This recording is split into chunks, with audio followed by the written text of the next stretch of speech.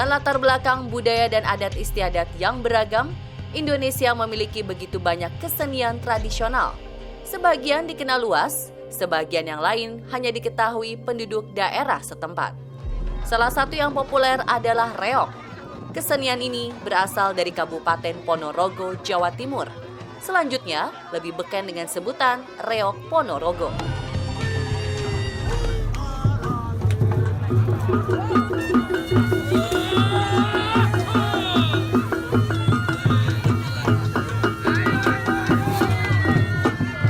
Seni gerak berupa tari massal ini bertumbuh pula menjadi ikon budaya nasional.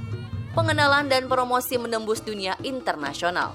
Pementasan telah berkali-kali dihelat di sejumlah negara di dunia.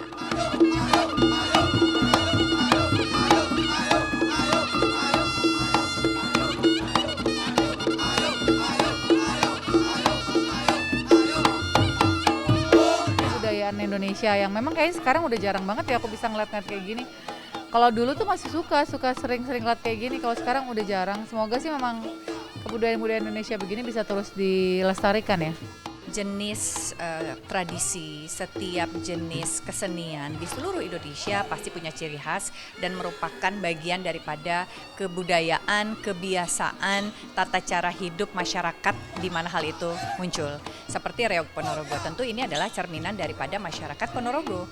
Bagaimana mereka bersosialisasi, bagaimana mereka menciptakan sebuah tradisi dan juga kemudian ini bisa menjadi bagian daripada perhelatan kemasyarakatan dan ini adalah ciri khas. Apalagi kalau bisa sampai ke internasional, waduh alhamdulillah, berarti ini adalah menjadi bagian salah satu yang membuat Indonesia menjadi terkenal di dunia. Reog terdiri dari 2 atau 3 tarian pembuka.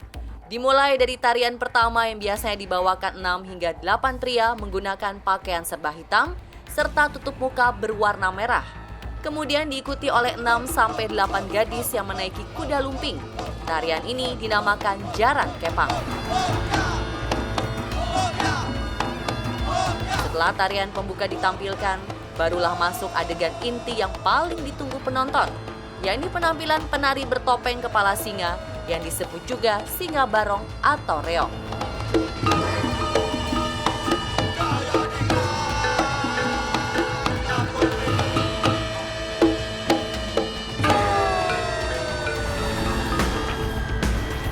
Di balik penampilan reog yang begitu dikagumi, ada hal yang membuat masyarakat bertanya-tanya.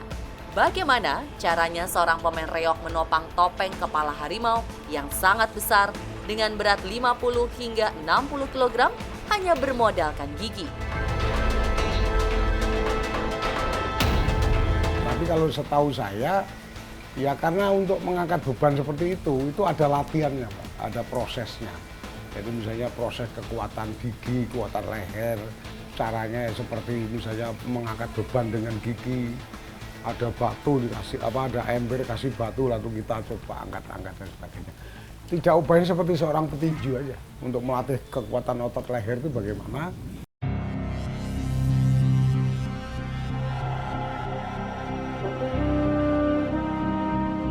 Ketidaklaziman itu menimbulkan spekulasi. Yang paling sering dibincangkan menyoal kemampuan penari reog yang masih bisa bergerak lincah dengan beban berat puluhan kilo. Rasanya wajar kalau masyarakat meyakini bahwa kesenian reog syarat hal mistis dan magis. Penari dan pemain memiliki kekuatan dan ilmu kebatinan khusus. Apalagi sebelum mentas, para pelakon ini selalu melakukan ritual tertentu seperti puasa dan bertapa.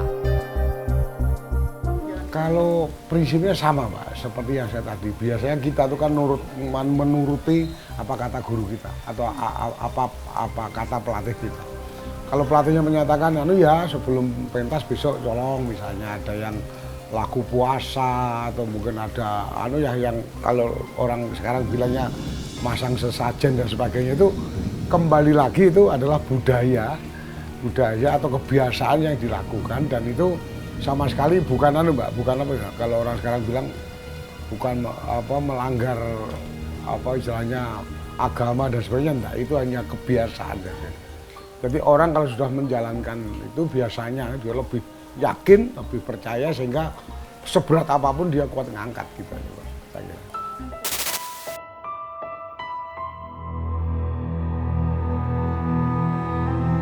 Reok memang beraura misteri. Sederet mitos mewarnai keberadaannya. Ditambah lagi dengan beragam mitos tentang kemunculan dan asal-usul. Setidaknya ada 3 versi yang beredar di tengah masyarakat. Yang paling fenomenal terkait kisah pemberontakan Ki Ageng Kutu yang tak lain merupakan abdi kerajaan di masa Bre Kertabumi, Raja Majapahit terakhir yang berkuasa pada abad 15. Kala itu Ki Ageng Kutu murka karena menganggap sang raja tak menguasai kerajaan dan lebih dikendalikan istrinya yang berasal dari Tiongkok. Ia juga marah kepada sang raja karena pemerintahan yang korup. Karena berasumsi kerajaan Majapahit akan berakhir, Ki Ageng Kutu memutuskan untuk meninggalkan sang raja dan mendirikan sebuah perguruan yang mengajarkan ilmu bela diri kepada anak-anak muda. Sadar tidak memiliki kekuatan melawan kerajaan, akhirnya Ki Ageng Kutu menyampaikan pesan kritik serta sindiran kepada Raja Kertabumi melalui seni reok dengan topeng berbentuk kepala singa yang merupakan simbol Kertabumi. Memang yang berkembang, Mbak, itu ada versi Ki Ageng Kutu, ada versi Bantar Angin. Tapi yang sekarang kita lakukan ini kebanyakan itu adalah versi Bantar Angin. Versi Bantar Angin itu ya hanya menggambarkan seorang Raja Bantar Angin yang ingin meminang Putri Kediri, Dewi Songgolangit, lalu di tengah jalan dihadang Raja Singobarong, lalu terjadi pertempuran, lalu Singobarongnya kalah, lalu Singobarongnya ikut mendukung Prabu Kronsewandana. Nah, untuk menyambut kemenangan daripada Raja Klono tadi, ada beberapa burung merak yang juga ikut gembira lalu menaiki kepala harimau tersebut, akhirnya tervisualisasikan seperti yang sekarang kita lihat gitu. Reok Ponorogo merupakan produk budaya Jawa yang memiliki spektrum tradisi, seni, dan religi. Ki Ageng Kutu atau Pujangga Anom merupakan tokoh Hindu yang melakukan perjalanan ke arah barat dan membangun peradaban baru di Wengker atau Ponorogo sekarang. Di tempat yang baru ini, ia mengubah seni barongan atau reok. Reok ini mengandung pasemon terhadap Majapahit. Prabu Brawijaya V divisualisasikan sebagai kepala harimau, Putri Campa sebagai perempuan penggoda, diwujudkan dengan dada merak, dan Ki Ageng Kutu divisualisasikan sebagai Pujangga Anom atau yang kaprah di masyarakat sebagai Bujang Ganom. Cerita lain menyebutkan kalau kesenian reok memiliki keterkaitan dengan perjuangan Raden Katong untuk mendirikan kota Ponorogo di tahun 1486 yang saat itu merupakan bupati pertama di Ponorogo. Ia masih memiliki garis keturunan dari Raja Brawijaya V. Sebelum Raden Katong menguasai Wengker atau Ponorogo, Ki Ageng Kutu telah menciptakan barongan yang menjadi permainan para warok. Setelah Ki Ageng Kutu berhasil dikalahkan, Raden Katong memandang perlu melestarikan barongan sebagai media dakwah Islam.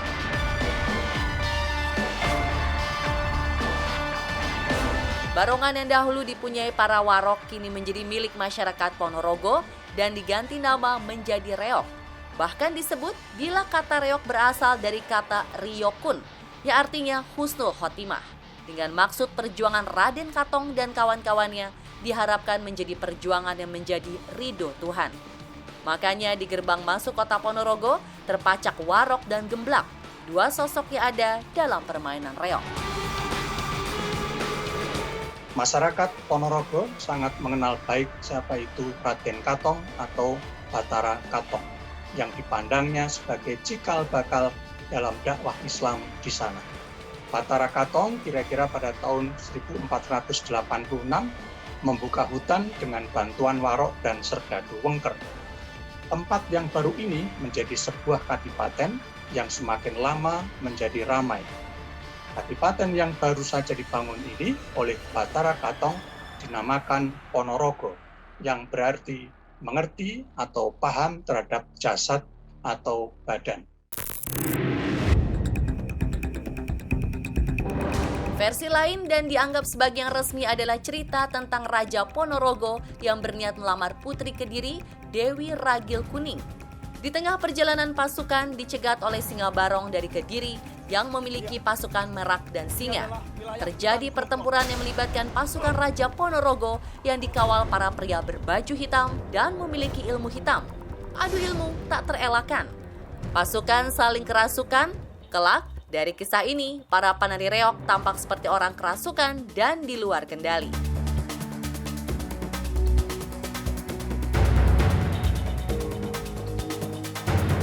Kalau reog, Mbak, reog itu kan sekarang yang berkembang sekarang ini itu ada 5 item di dalam namanya kesenian reog. Itu satu adalah tari jadil, itu adalah tarian yang menunggang kuda, kepang itu. Terus ada tari warok, itu yang menggambarkan kesatria yang sakti mandaguna. Terus ada bujangganong itu yang tukang satu itu menggambarkan Mahapatih. Lalu ada Klono Sewandono itu rajanya. Lalu ada tari pembarong atau tari dadak merak tadi. Tambah satu pengiringnya. Jadi ada 6 unsur itu yang dinamakan reog, kesenian reog Ponorogo.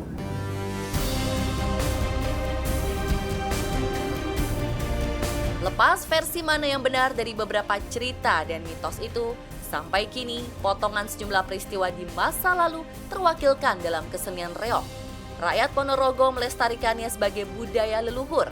Melalui kesenian reog, kota berjarak lebih kurang 200 km ke arah timur laut Surabaya, sohor ke seluruh Nusantara, dan juga mancanegara.